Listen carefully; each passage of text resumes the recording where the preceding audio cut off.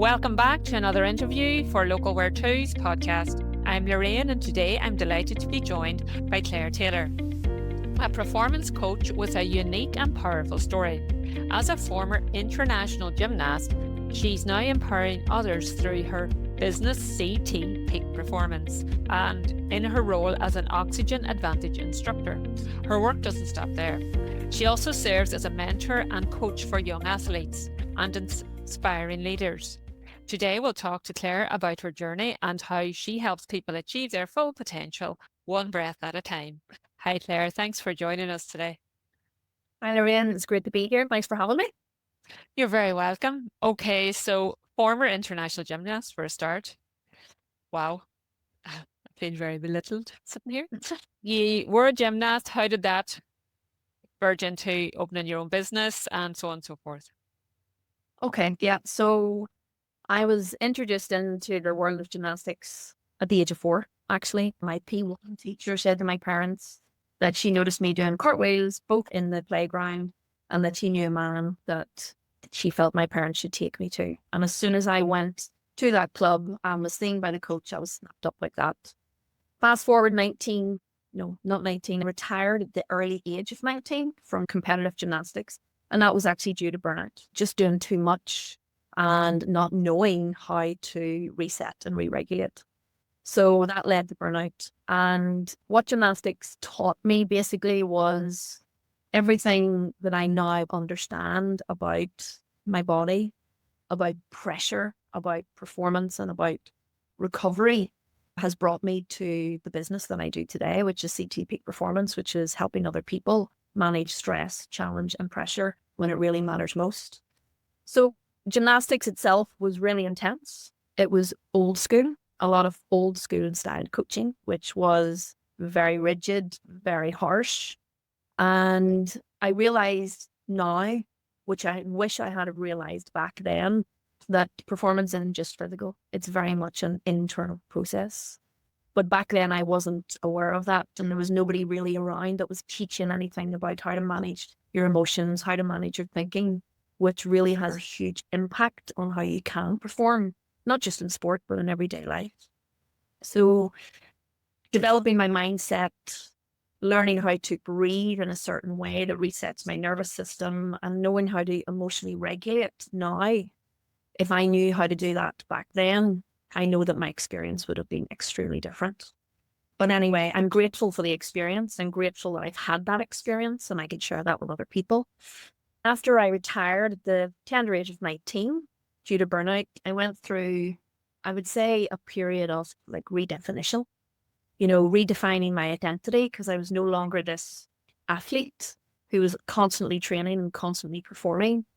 I had to redefine my health because I was no longer putting in the training hours in order to stay physically strong and fit.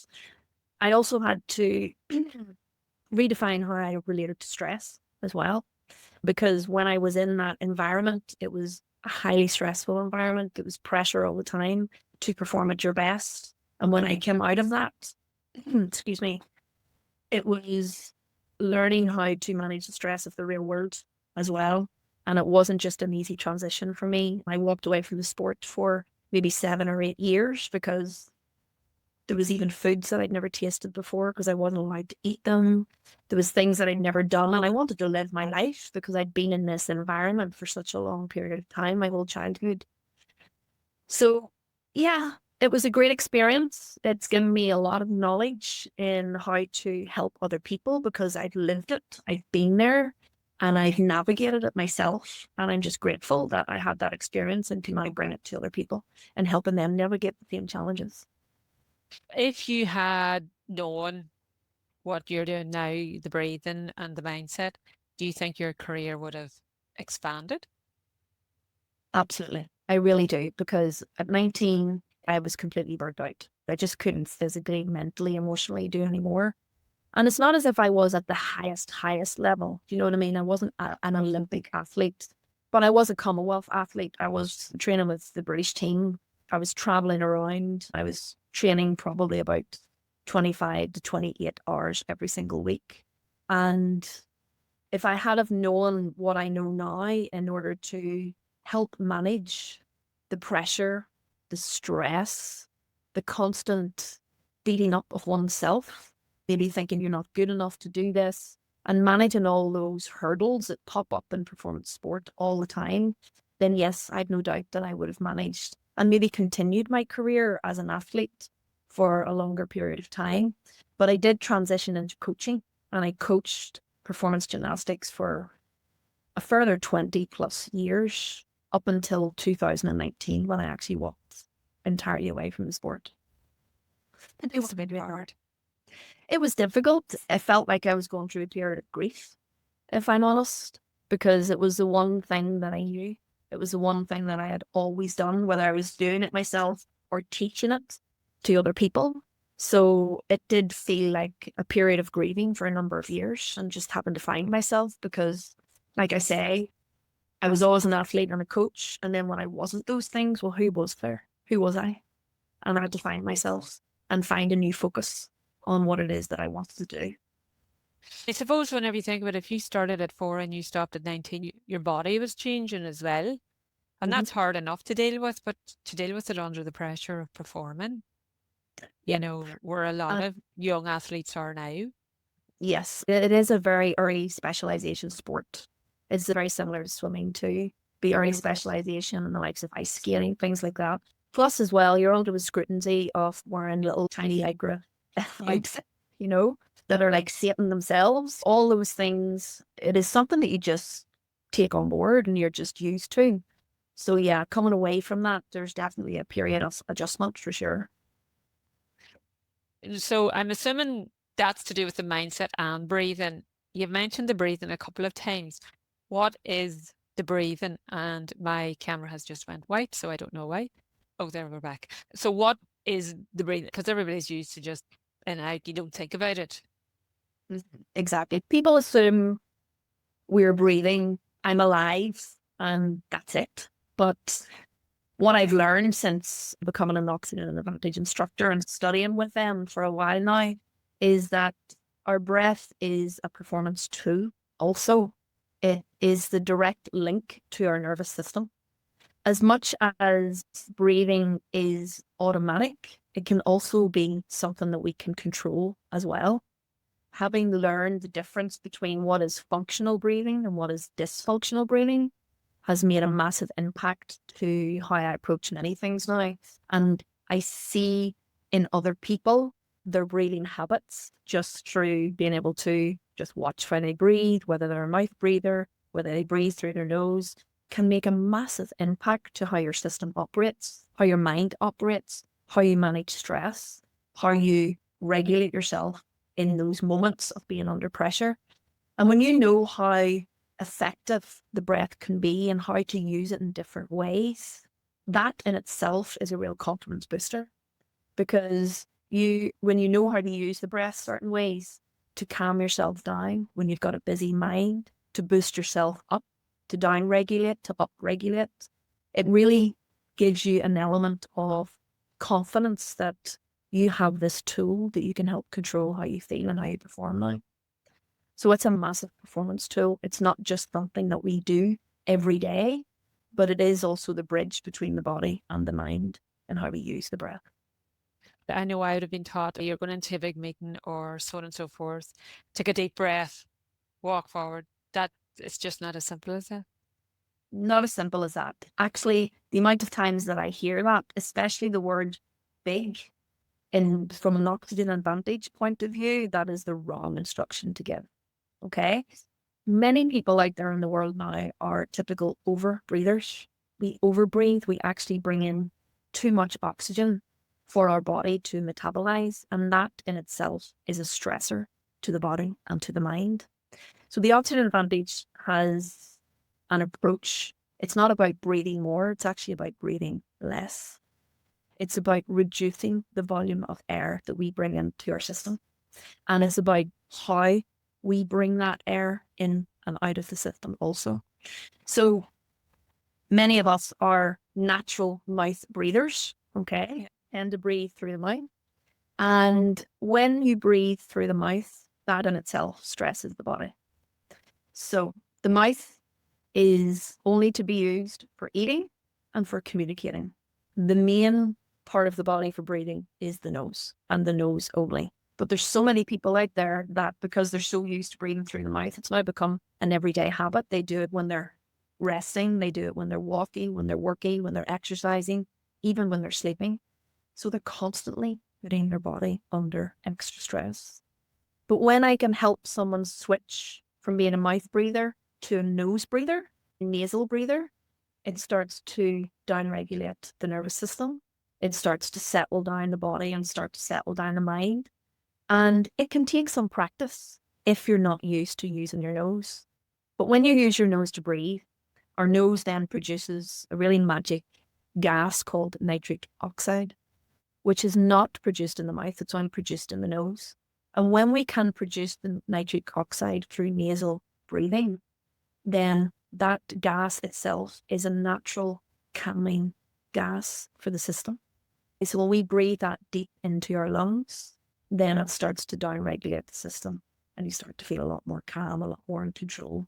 And that in itself improves our focus, improves our concentration, and it just improves our sleep.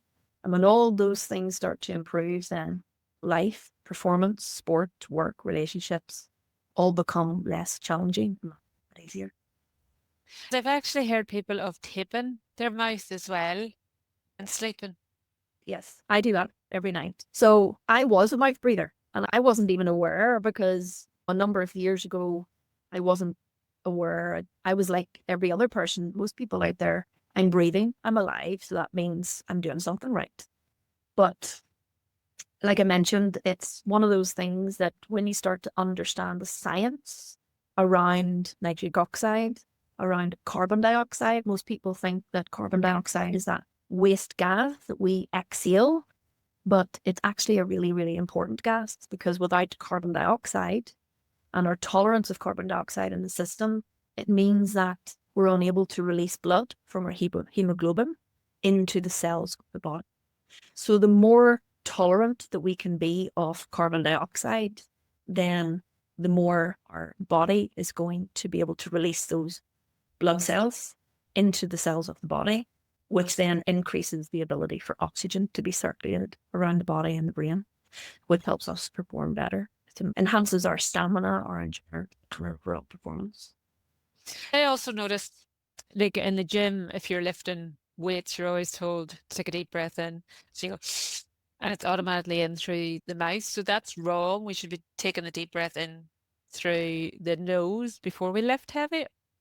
Yes. So you can still brace because obviously bracing is a very important element when you're going to move, but also when you're going to lift heavy things. I don't know if you watched The Open with Rory McIlroy, and there was a couple of interviews after Rory, and they says, "What is one thing that you've learned in order to enhance your performance?" And he says, "Breathe through your nose." So breathing through your nose, it helps us connect better with the diaphragm, and the diaphragm is connected with emotional regulation. When you breathe through the mouth, you will tend to be more of an upper chest, clavicle type neck breather. You will be breathing upwards when you breathe in through the mouth. And that's a trait of dysfunctional breathing. But when you close the mouth and learn to breathe through the nose, you will connect more with the diaphragm. And the diaphragm will be able to expand and contract, which is great for spinal stability, protecting the spine, being able to brace the diaphragm, but also release the diaphragm also with an exhale. So yes, when it comes to the gym, I always advise everybody, even if you're lifting weights, even if you're running on the treadmill, even if you're on the rowing machine, reduce your level of activity to be able to maintain nasal breathing rather than pushing yourself above your limits where you have to then start breathing through the mouth. And if you can reduce your level of activity to maintain nasal breathing, no matter what exercise you're doing, within about 6 to 8 weeks, you will be able to transfer from mouth to nose through all your exercise until you get to that point where you're really pushing very hard and naturally you will need to take a bigger breath in through the mouth. But if you can perform an exercise and rest and walk with nasal breathing, nasal only breathing, it will do wonders for your system and your capacity to be able to do even more. Never knew that. Oh my gosh. So peak performance, we totally went off topic there. What is peak performance and what do you do? I'm assuming you do the breathing part, yes, but what else do you do? Okay, so I work a lot with athletes, especially swimming. Swimming at the moment, I do a lot of dry land work. So from a peak performance point of view, what that means to me is it's not about constant hustle. To me, peak performance means it's sustainable regulation. So the ability to be able to keep going without burning out, without fatiguing, without injuring. It's your ability to be able to recognize that your system is sending you signals, being able to read those signals and being able to do something about it to reset and re-regulate so you can keep going and keep advancing yourself, no matter what's going on around you. You mentioned that you work with a lot of athletes. I seen in your bio that you work with businesses. How would a business take that in and use it?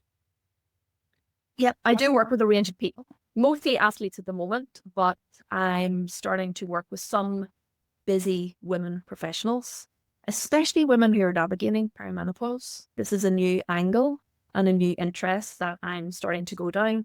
If I was to work with a business, for example, I've done a recent presentation for a group of coaches, not just gymnastics coaches, but sports coaches who are training athletes about how to navigate pressure, because it's not just the athlete that's under pressure, it's the coaches that are also under pressure to prepare the athletes to be ready for certain events.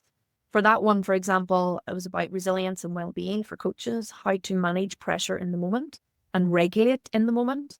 And I can provide presentations to groups of people. I've done workshops with businesses as well. I also work one-to-one with people, and I also provide assessments. For example, a breathing assessment, which gives me an idea of where you are with your stress levels, where you are with your resilience, and where you're currently sitting. And then I can offer some advice and guidance on how to use your breath to be able to reduce the amount of stress that you're feeling on a daily basis. And we all know that stress and pressure can be healthy to a point. There's a very fine line between where it's healthy and where it becomes unhealthy. And I just really work with people, groups, individuals to build, I guess you would call it nervous system literacy. So learning to understand their system, what their stress triggers are, how that impacts them mentally and emotionally and physically, and what they can do in order to support themselves. So those stressors don't get in the way of them doing their best job or performing at their peak, whether that's in sport or business. So yeah, I'm starting to work with a much broader range of people. And it's interesting because a lot of this stuff is generally left for the sports world. And I believe that what we learn in the sports world now is very important for the business world and everyday life as well. It shouldn't just be kept with that niche area. It should be available for all of us. I suppose everybody's going through stress at some level. The world is full of stress. It's full of challenge. And when you're working for business, when you have a job working for somebody else, obviously the bosses and the higher level people are going to constantly want more and more and more from you. So those demands are always being put on people. But yet nobody is ever really formally trained on how to manage the demands and how to manage the stress that comes with the extra demand that's being put on us all the time. So I guess what I do is I formally teach people how to manage stress and how to regulate in real time rather than waiting for a time when they have free time to relax and down-regulate.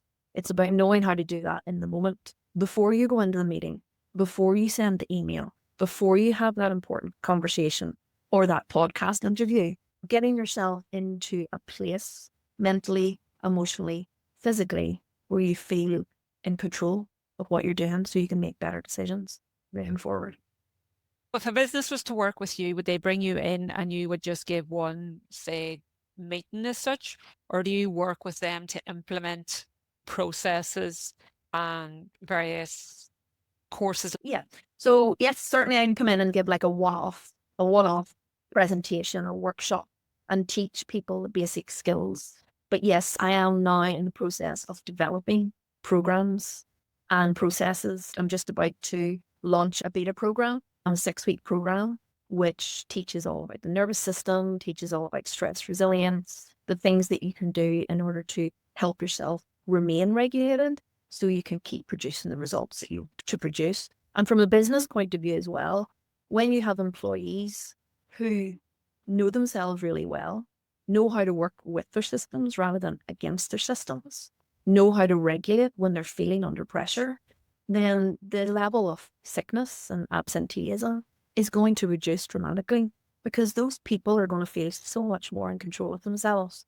And when you feel in control, balanced, in a good place, then you're going to keep producing the results that businesses. That's it. And you're often more productive.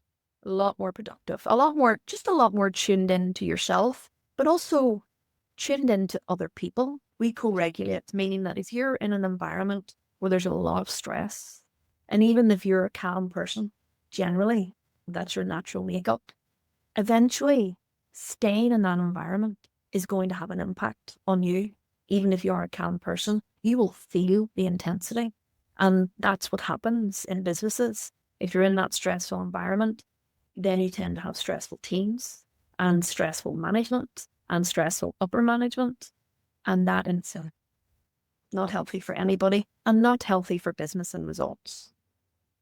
You're taking what you've learned as an athlete and transferring it across businesses. And transferring it across, but also from the female perspective. Women, I'm very passionate about helping professional women who are career oriented. They want to continue to expand their services, expand their ability to be able to do their jobs well and achieve results, continue to achieve results. The one thing I've learned through the Oxygen Advantage study is that women breathe differently than men. Obviously, our physiology is different. Our hormones are different as well. And our hormones fluctuate throughout the month. And when our hormones are fluctuating, you'll understand as a female that our energy levels will shift, our sleeping patterns will change, our ability to be able to focus and concentrate changes, and that changes our breathing patterns and changes our stress levels.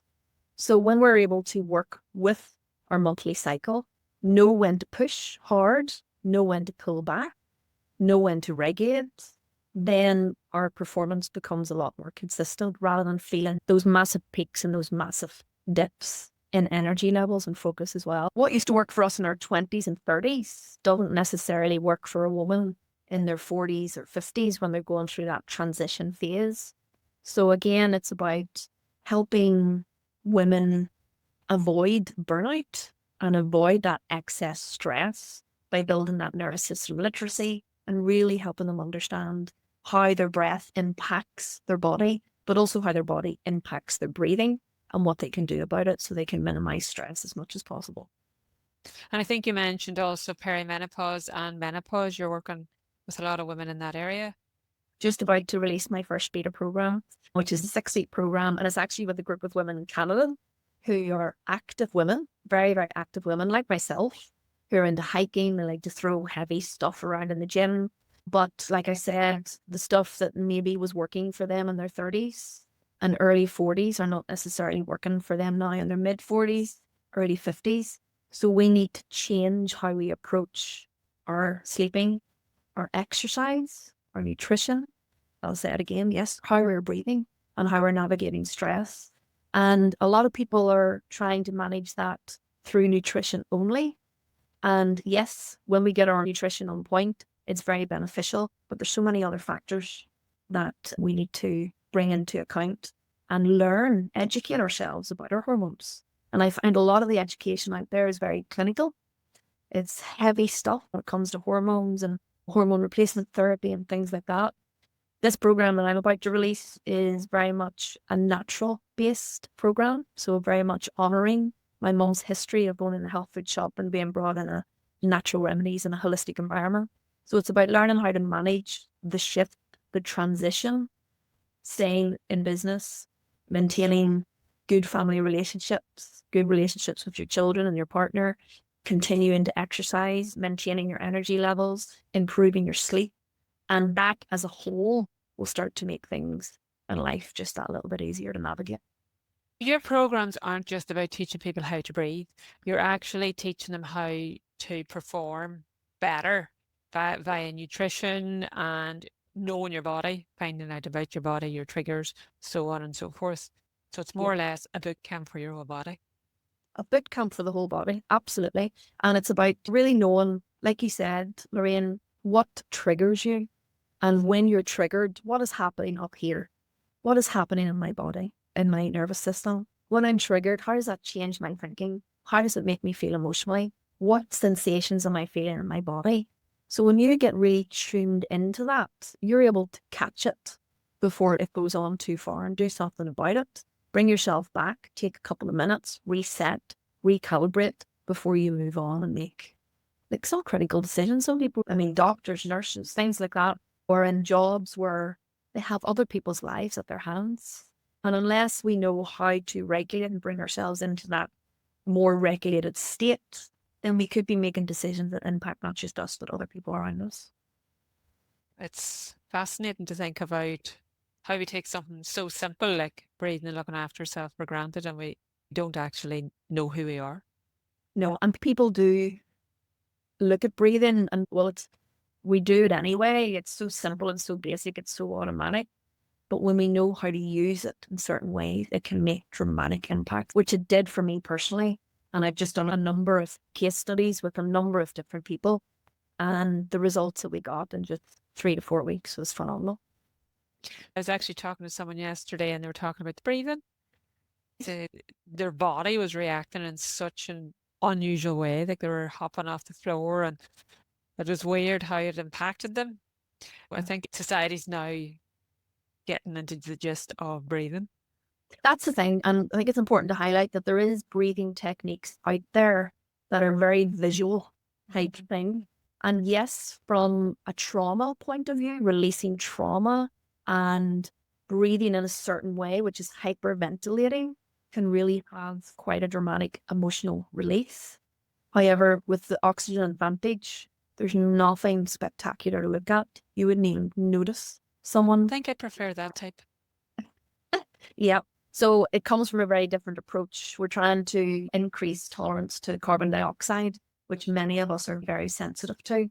And that is the main driver to breathe. So when you're very sensitive to CO2, you will tend to breathe through the mouth, upper chest, more erratic, faster breaths, meaning that is leading to what we call hyperventilation, taking in too much air than the body can metabolize. And that in itself keeps the body in that fight or flight response, that stress response, and then it becomes an ongoing cycle. So when we can reset our breathing patterns to become more functional rather than dysfunctional, it's amazing what happens inside. You might not physically see it, but from an internal point of view, from a mental and emotional point of view, there's some major changes happening. Yeah, I think I prefer your method. And then when I talk to people about breathing, the last workshop that I did, there was a lot of females going through that transition of life. And even talking about breathing in certain ways, the feedback that I was getting was, that makes me feel breathless. That makes me feel anxious. That makes me feel, because how often do you stop to actually think about how you breathe? And when you do become aware, initially, yes, I can highlight that maybe you're not breathing as well as you could be breathing. And that can initially cause a little bit of that feeling and sensation of a little bit of anxiety. But it's learning how to manage that, because I think we're all living in a low level of anxiety anyway. The way the world is. So if we can recognize it and do something about it, then that's a bonus. Besides from CT Peak Performance, you're also part of mobility and strength coach, as well as your mentor liaison. Is that correct? For the True Athlete project. Correct. Yeah. You more or less teach CT Peak Performance to younger students. Is that correct? I got involved with the True Athlete project, which is a phenomenal project in the world of sport. Their philosophy is they want to create a more compassionate world through sport. So it's about getting away from that win at all costs attitude in the sports world and learning how to look after your own health and your own well-being but still be able to achieve phenomenal results if that's what the goal is for you. I jumped into the project 2 years ago as a mentor. This is now my second year, but my first year was spent mentoring an athlete. This is a voluntary role, but I find myself sitting online in front of 30 mentors from all over the world. And these were current and former Olympic athletes, Olympic coaches, people who have represented internationally. That's how I was able to bring myself onto the project and get invited in, because I had represented internationally. And some of the things that I've learned in that project about compassionate communication, about being able to support people in a healthy way, introducing mindfulness into sport, teaching young people how to really connect with themselves. It was a life-changing experience for me, an absolutely life-changing experience. I was paired up with a young athlete from Jersey who was a fencer, a BG fencer. So I knew nothing about fencing. I knew nothing about how to enhance her performance physically in sport, apart from the mobility and strength. And she came into the project as someone very skeptical about mindfulness and how can that possibly enhance my performance, to someone who, at the end of the year, who practices it on a daily basis, has now gone off to university, who is connected with other athletes, who now runs her own wellbeing groups as well. It wasn't just a learning experience for her, it was also a learning experience for me. So my involvement then went on to helping support athletes, but also the mentors as well, to ensure that they have the support in order to deliver the program, the True Athlete program, to their young athletes too. It's a phenomenal project. It's been an amazing experience, and I'm really grateful to be involved with it. If we can just back up a wee bit, you touched on, you went in regarding mindfulness. Totally, I don't know what this is woohoo stuff and all the rest, because I know my children will probably say that. So how did that actually help her? What did you do with her to teach her about mindfulness, and how did it help her performance? We actually did the workshops together, not just us. We all did it, athletes and mentors together. And it was run by somebody within the project. And we practiced mindfulness sessions together online. So it was about integrating the breath, learning how to just sit with yourself, notice the thoughts, notice the feelings without any judgment, and being able to just tune in to your own mind and body and accept what is happening in the moment rather than judging it. Because as athletes, we tend to be very judgy of ourselves, especially young people. We tend to be judgmental about what we're doing, but also potentially about what we're going into as well, competitions. And we tend to be really hard on ourselves. So it's about acceptance. It was about learning how to connect with themselves and connect with each other, but then come out of the experience and share that with others, being able to speak about it, being able to really talk about how they felt and what they were experiencing in the moment when they were just sitting with themselves doing nothing, which most people, you even said at the start, most people find really hard and difficult. Yet, what happens when you can do that, can be totally life-changing. And this is where my particular athlete found a massive change. Someone who was very busy-minded, always go, go, go, go, go, feeling guilty if she wasn't working, feeling guilty if she wasn't getting the results that she needed, and being able to just sit and accept everything going on, everything that's happened internally, and let that judgment go and just accept what's going on. It gave her a totally different outlook on her performance, not just in sport, but also in life and friendships and family, in relationships. And it started to spread further and further afield. So it was a beautiful transition to watch. It really was. And a beautiful transition to be part of. Taking a young person who felt very disconnected from herself to being so tuned in to herself and knowing what to do when things get tough. And then did she see that their transfer into her sport? Was she able to fence better and perform better? She was able to fence better and perform better because she was able to recognize the signals and signs within herself, notice when the mind was going busy, know what to do when that was happening, notice when she was feeling more nervous, know what to do to set herself back down again. And of course, then that transfers into better performance as well. We also worked on a little bit of mobility on the sideline together because she's quite a stiff mover. So working on a bit of mobility and helping her with strength programs and things like that and getting her into the gym outside of training, all of that as a holistic approach really supported her. But I have to emphasize, not just in sport, everything outside. That's what I'm thinking, because now if we have a free minute, we're scrolling. We can't let the mind just stop and just be there. We have to continuously be active because we are, speaking for myself, we're so used to the go, go, go, go, go. So in general, just stop and take a look at the trees, is for a better word. You know what I mean? Yeah, I think it's so powerful, and we all need to do it. Not even if we're high performers. I suppose we're all high performers in a way because we're all running our own business. We're running a household, running the kids here, there, and everywhere. Absolutely. And that's why I find I'm so passionate about helping not just people in sport, but people in business and people in everyday life, because at the end of the day, we're all performing in some way, and whatever that performance means to you.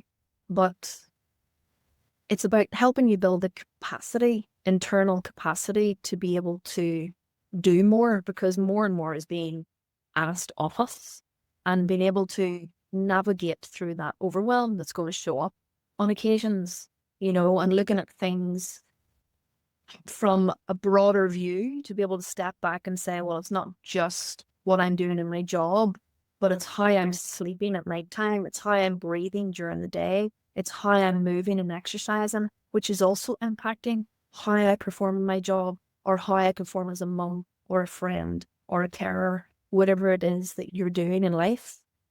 Everything's connected. And that's what I've learned. Everything is connected to each other. And when we can identify when we are feeling stressed, when we can identify that things are just starting to get too much rather than leaving it to it's now too much, then we can really prevent, I believe we can really prevent long-term illness. We can prevent burnout. We can prevent high levels of anxiety. We can prevent those energy lows that we get quite often, simply by just tuning in, understand what's going on within that nervous system, understanding how it's impacting us, and having the tools to be able to apply in order to prevent it getting any worse any further down the line.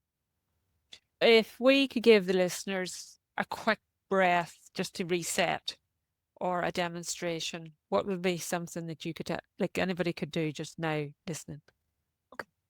So a really great little exercise that you can do it privately, with no one will notice that you're doing it. Or if you do have space to do it, that would be great. And literally, if you're feeling overwhelmed, if you're feeling under pressure, if you're feeling stressed, mind's racing, okay, you can't make that decision. There's just so much going on. A really great reset is many small breath holds, okay? First things first, close the mouth and try to breathe only through the nose, okay? Nice and gentle, normal breath in, normal breath out. At the end of the exhale, pinch and hold the nose. Count backwards from 5, 4, 3, 2, 1. Let go of the nose. Breathe normally in and out through the nose for about 10 to 15 seconds. And once you've reached that 10 to 15 seconds point, after an exhale, again, you're going to pinch and hold the nose. Hold your breath for 5, 4, 3, 2, 1. Let go. Breathe normally for 10 to 15 seconds. And if you can do that for 2.5 to 3 minutes, what this starts to do, starts normalizing your breathing volume. It starts normalizing your breathing rate, and it starts to down-regulate the system. Feeling that you're not so stuck in the head, you're not so up there on that stress response, body starts to down-regulate, okay? And that is a really, really excellent tool. You don't have to pinch and hold the nose, better if you can. But if you're in an office environment, for example, and it's just coming at you, or maybe the noise is just too much, just close the mouth, breathe through the nose, in and out through the nose. And after that, exhale. Hold the breath. 5, 4, 3, 2, 1. Breathe normally, and do that for about 2.5 to 3 minutes. And that will help you feel a little bit more grounded, help you settle the breathing rate down, which gives a signal to the brain, the body's safe, because things are starting to calm. And then the brain starts to calm too. Yeah, I think it's more a reset. Reset. And if you can do that before going into a meeting, if you can do that before responding to an email that's agitated you or frustrated you, just find your balance. It's a really great way to find your balance again before you make any decisions moving forward. All through this, I've actually been conscious of the way I've been breathing because I'm a mouth breather. So I've actually been breathing. To be honest, Lorraine, when you're switching from mouth to nose, it can be a little bit uncomfortable because you're so used to getting a large volume of air in. If you compare the size of the mouth compared to the size of the nostrils, there's like a 50% size difference at least. So it means that you're getting a lot less air in through the nose. Believe it or not, that is a good thing. But when you're so used to having a certain volume of breath coming in on a regular basis, and then that changes, what you will feel is what we call air hunger. It's the need to want to breathe more. Why that happens is because you would be quite sensitive, I would imagine, to the carbon dioxide buildup. So after an inhale, after you breathe out, carbon dioxide starts to build up in your system and it starts the next breath. It gives a signal to the brain centers to say, I need to breathe. But if you're really sensitive, that signal will be faster. I need to breathe, I need to breathe, I need to breathe, I need to breathe, which creates a higher rate of breathing, breaths per minute than normal. And that then keeps feeding the cycle of over breathing. So it can be a little bit uncomfortable initially, but once you start to get used to using the nose over the mouth, it's amazing how different you can feel. Even your energy levels will start to change, and your focus and concentration will also start to change in a matter of weeks. At the start now, it does feel like you can feel it in your stomach as if there's something not right here. And so I'm actually conscious now of it.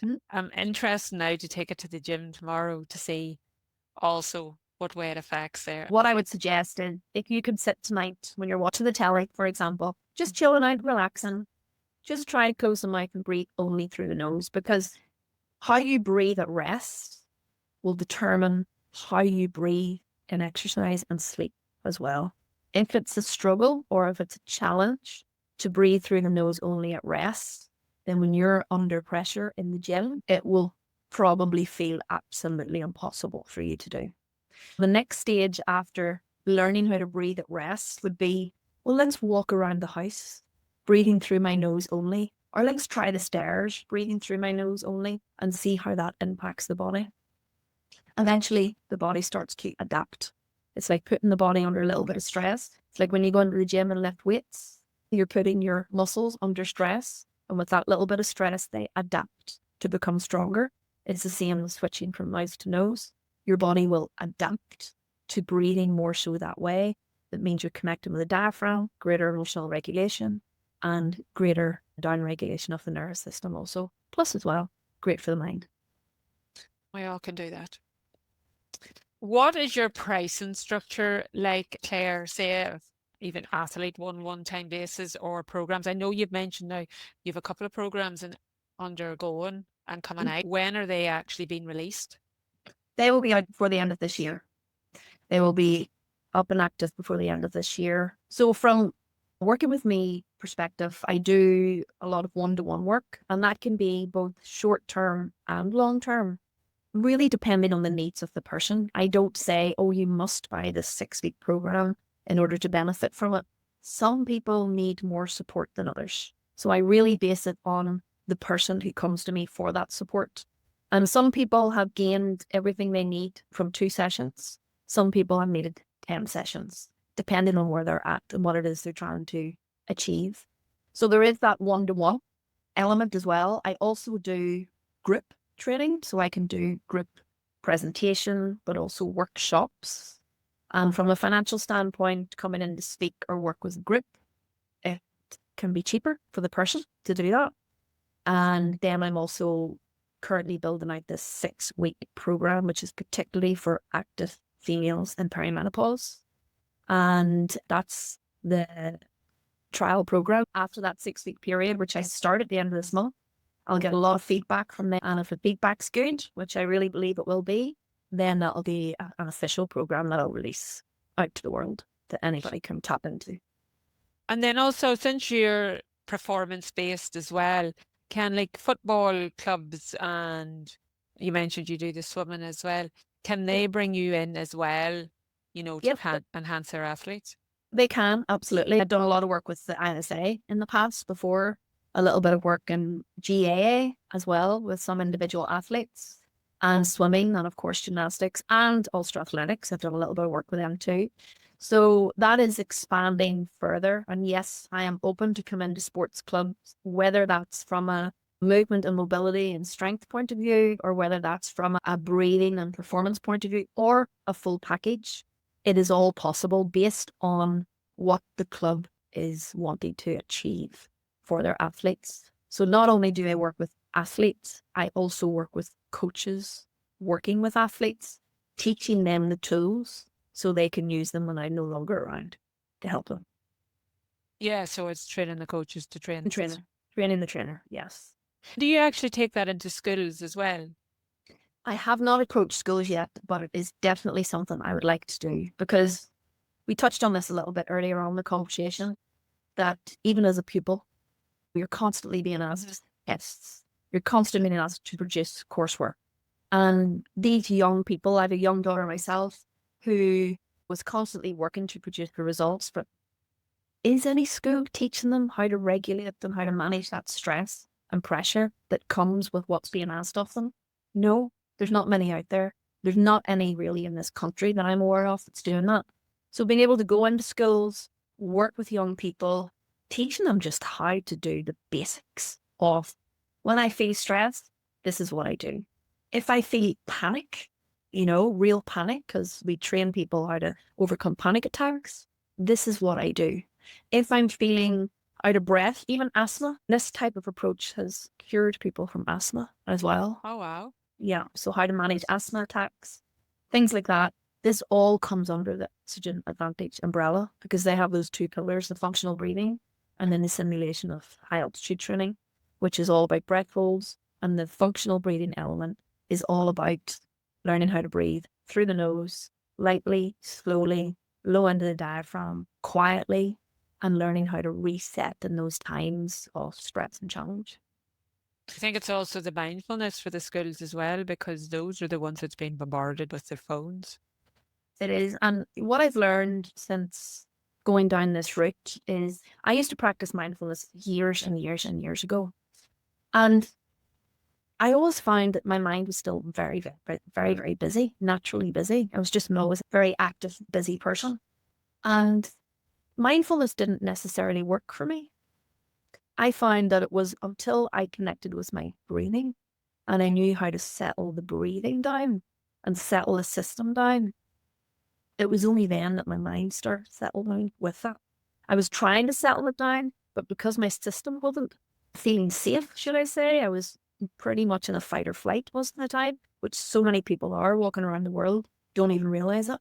Until I was able to manage that fight or flight response and flip it into a parasympathetic, which is down regulation, rest, digest, that was only then that my mind started to settle and I was able to practice more mindfulness then, which was ineffective, because before it wasn't being effective for me.